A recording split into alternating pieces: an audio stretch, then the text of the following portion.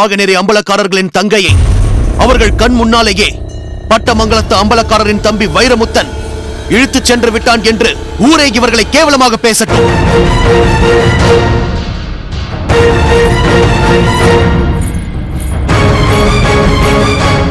சபாஷ் வைரமுத்தா, சபாஷ். இப்போதுதான் நீ என் தம்பி என்பதை நிரூபித்திருக்கிறாய். என்னை பொறுத்தவரை இந்த வாளுக்கு வேலி அழிய வேண்டும்.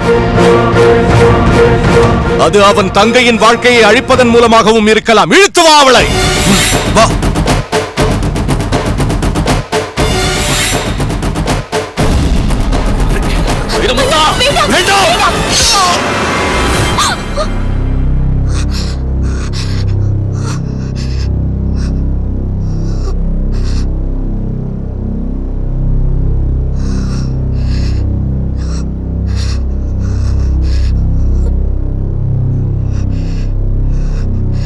என்ன இது?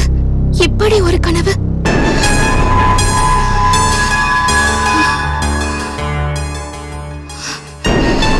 சமையல்ல என்ன மிஞ்சறதுக்கு யார் இருக்கா உன்ன தவிர? சின்னம்மா, சமையல் தயாராயிடுச்சு.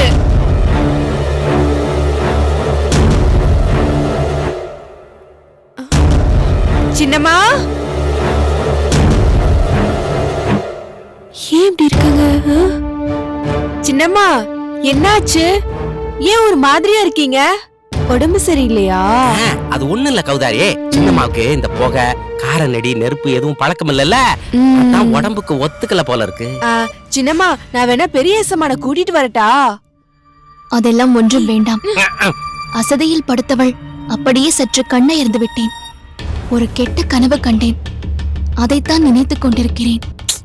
அட என்ன சின்னம்மா நீங்க இதுக்கு போய் இடிஞ்சு போவீங்க? பகல் கனவு பலிக்காதுன்னு சொல்வாங்க.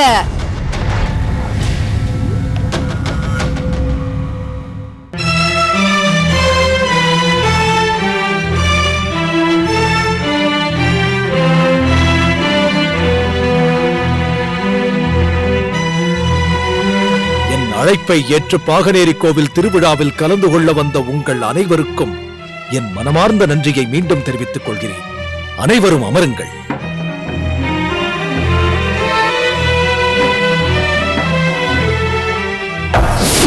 பரிவட்டம் கட்டி முடிந்த பிறகு விருந்து சாப்பிடுவார்கள் அல்லவா? அந்த விருந்து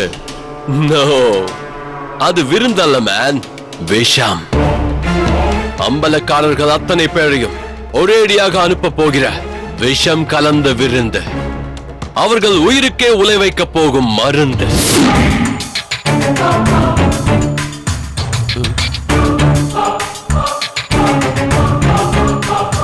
ஏன் முருங்கா புலியாரே, தாங்கள் மட்டும் அமராமல் எதற்கு நிற்கிறீர்கள்? அமருங்கள். பாகநேரி அம்பலக்காரரான தாங்களும் தங்கள் தம்பியும் நிற்கும் போது நான் மட்டும் எப்படி அமர முடியும்?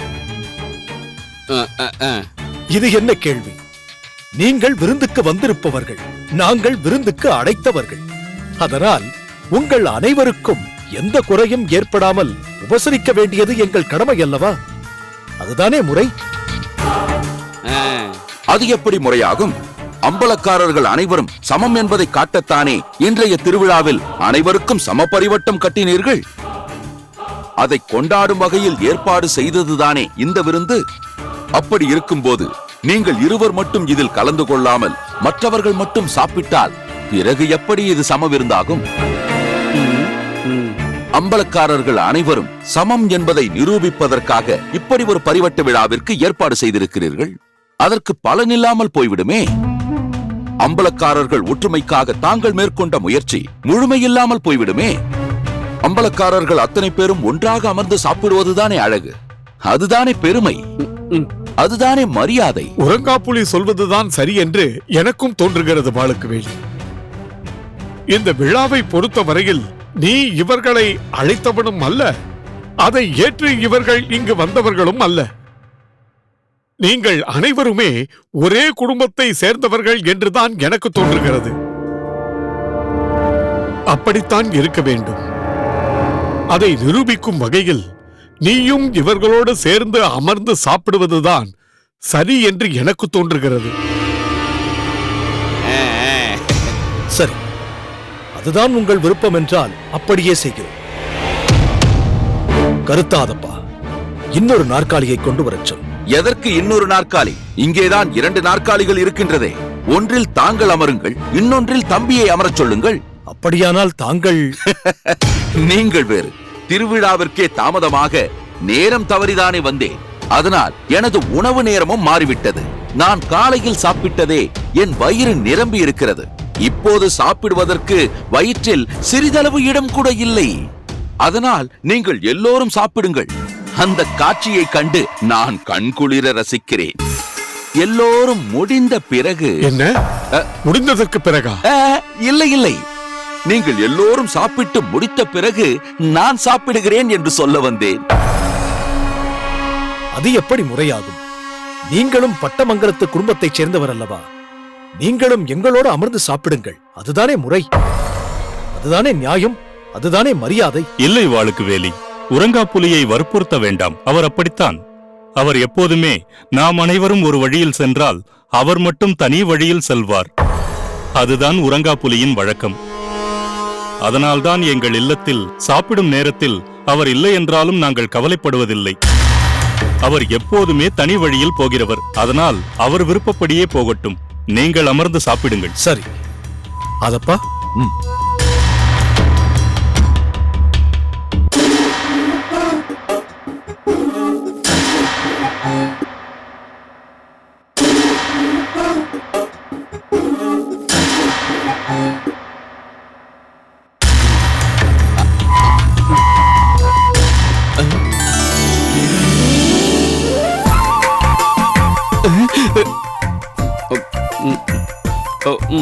வைரமுத்தா, என்னடா வருகிறது வருகிறது. என்ன வருகிறது? வந்துவிட்டது வந்துவிட்டது. என்னடா வந்து விட்டது? காதல் வந்து விட்டது. உனக்கு காதல் வந்து விட்டதா? ஏன், உனக்கு காதல் வரும்போது எனக்கு வரக்கூடாதா? ஏய், அவளை ஞாபகப்படுத்தாதே. அவள் வரமாட்டாள். வந்து விட்டாளே. எங்கே? அங்கே.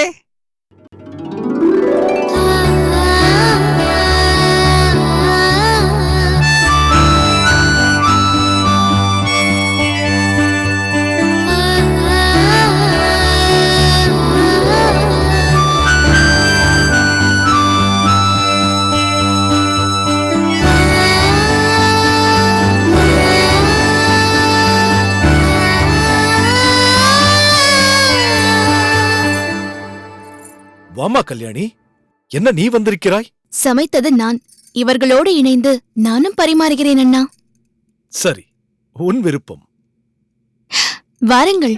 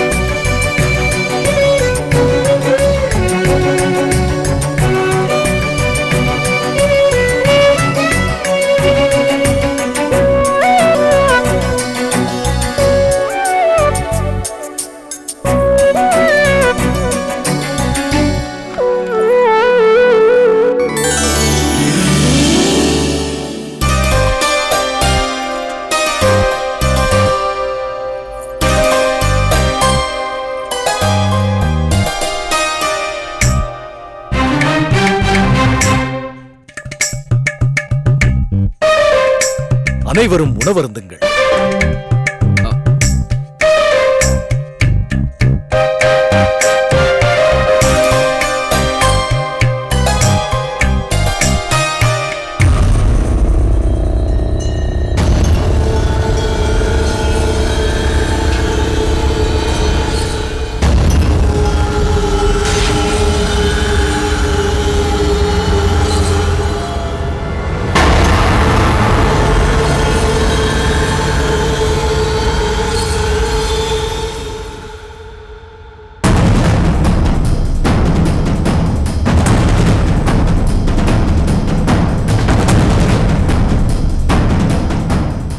அருமை அருமை.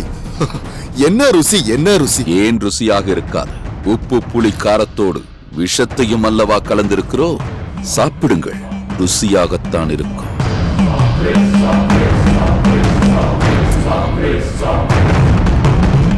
அம்பலக்காரர்களே, எப்படி இருக்கிறது என் தங்கையின் கைவண்ணம்? அருமை. அற்புதம், அற்புதம். இப்படி ஒரு சுவையான உணவை இதுவரை நான் சாப்பிட்டதே இல்லை. சித்ரான்னங்களில் இவ்வளவு வகையா என்று மலைப்பாக உள்ளது. அவ்வளவு ருசி. விதவிதமான வகைகளில் மிகவும் அற்புதமாக சமைத்திருக்கிறார். வகை வகையான பதார்த்தங்கள், ஆனால் ஒவ்வொன்றிலும் ஒவ்வொரு குறை.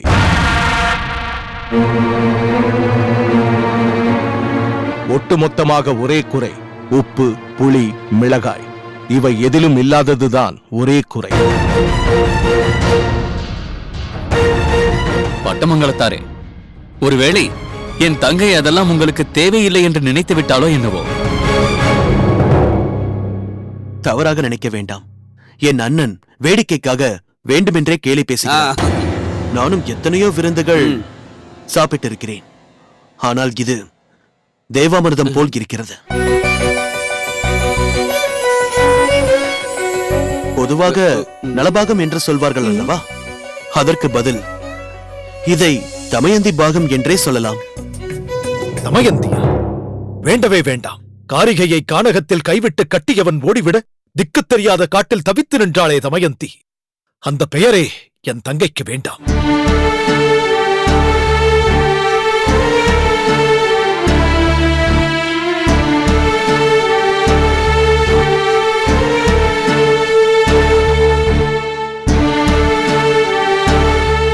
என்ன இது?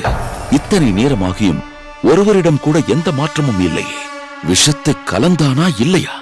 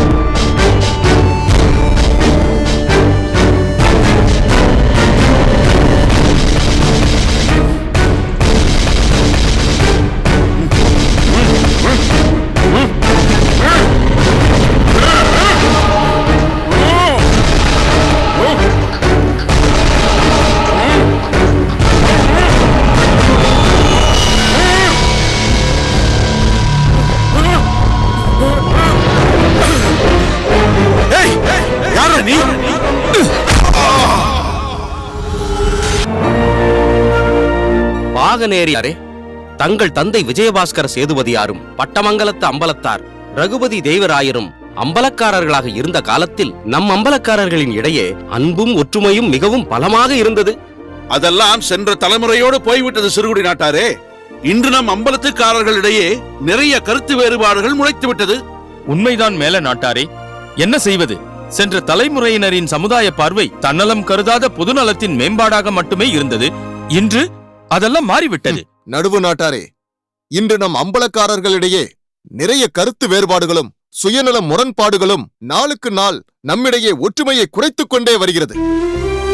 ஆனால் இப்படிப்பட்ட நிலையிலும் அனைத்து அம்பலக்காரர்களையும் ஒன்றிணைத்து சம பரிவட்டம் கட்டி அவர்களுக்கு மரியாதை தந்து அம்பலக்காரர்களின் ஒற்றுமைக்கு பாகனேரி அம்பலக்காரர் வித்திட்டு விட்டார்.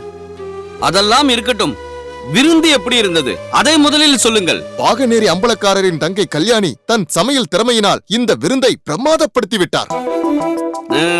ஒவ்வொரு பதார்த்தமும் என்ன சுவை என்ன சுவை, ஆகா!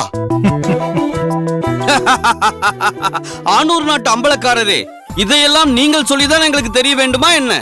விருந்தின் போது நான் உங்களை கவனித்தேன். உங்கள் இலையில் போட்ட சோறு மலை போல அல்லவா குவிந்திருந்தது. சாம்பார் காரக்குழம்பு என்று ஒவ்வொரு முறை வாங்கும் பொழுதும் சாப்பாடின் அளவு குறைந்து விடாமல் அப்படியே தானே இருந்தது. குழம்பூத்தும் கரண்டியே தெரியவில்லை என்றால் பாருங்களேன். ஆனூர் நாட்டு அம்பலக்காரர் வீட்டிலும் இப்படிதான் சாப்பிடுவீர்களோ? நீங்கள் வேறு. ஒரு முறை இவர் நாட்டிற்கு நான் போயிருந்த போது இவர் வீட்டில் சாப்பிட்டேன். அப்போதே எனக்கு புரிந்து விட்டது. என்ன புரிந்து விட்டது? பாகனேரியாரின் தங்கை கல்யாணி சமைத்தது நலபாகம் என்றால் இவருடைய மனைவி சமைத்ததோ நரகபாகம். வாயில் வைக்க முடியவில்லை. அப்படி சொல்லுங்கள். ஆனூர் நாட்டுக்காரர் எந்த விருந்துக்கு வந்தாலும் சோற்றில் பாத்தி கட்டி அடிப்பார் என்று இப்பொழுதுதான் புரிகிறது. சரி, தாம்பூலம் எடுத்துக்கோ.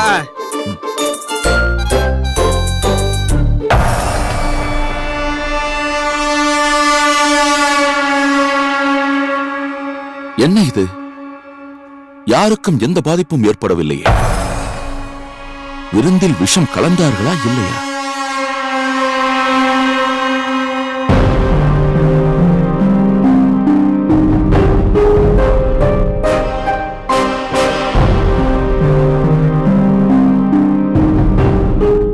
இப்படி அத்தனை அம்பலக்காரர்களும் ஓரிடத்தில் கூடி விருந்துண்டு மகிழ்ந்திருப்பதை பார்க்கும்போது மனதிற்கு மிகவும் மகிழ்ச்சியாக இருக்கிறது. இதற்கு ஏற்பாடு செய்த பாகனேரி அம்பலக்காரர் வாளுக்கு வேலியை நிச்சயம் பாராட்டத்தான் வேண்டும். ஏன் சிரிக்கிறாய் வல்லத்தரையா? வெள்ளை ஐயருக்கு பட்டமங்கலத்தை விட பாகனேரி மீதுதான் எப்போதுமே பாசம் அதிகம். அதை மீண்டும் மீண்டும் வெள்ளை ஐயர் எனக்கு நினைவுபடுத்திக் கொண்டிருக்கிறார். அதனால் தான் சிரிப்பு வந்துவிட்டது. அப்படியெல்லாம் எதுவும் இல்லை வல்லத்தரையா. என்னை பொறுத்தவரை நான் உங்கள் அனைவருடனும் வேறுபாடின்றி பழகி வருபவன். குறுநில மன்னன், அம்பலக்காரர், பாளையக்காரர் என்ற பேதமெல்லாம் எனக்கு கிடையாது. ஒளிவு மறைவின்றி உண்மையை பேச வேண்டும் என்று நினைப்பவன் நான். அதே வேளையில் இந்த வாளுக்கு வேலி செய்தது மிகப்பெரிய சாதனை. அதை நாம் பாராட்டியே ஆக வேண்டும். கோவில் திருவிழாவை நல்லெண்ண நோக்கத்தோடு நல்லபடியாக நடத்தி முடித்த பாகனேரி அம்பலக்காரரை பாராட்ட வேண்டும் என்று தோன்றியது. பாராட்டினேன். அதைத்தான் நானும் சொல்கிறேன். அம்பலக்காரர்களின் ஒற்றுமையை அந்த பரங்கியர்களுக்கு பறைசாற்றப் போகும் கோயில் திருவிழா என்பதால் என் தனிப்பட்ட பகையை மறந்து இந்த திருவிழாவில் கலந்து கொண்டேன். என்னை பாராட்ட வேண்டும் என்று உங்களுக்கு தோன்றவில்லையே. அதனால்தான் பாகனேரி மீது உங்களுக்கு பாசம் அதிகம் என்று சொன்னேன்.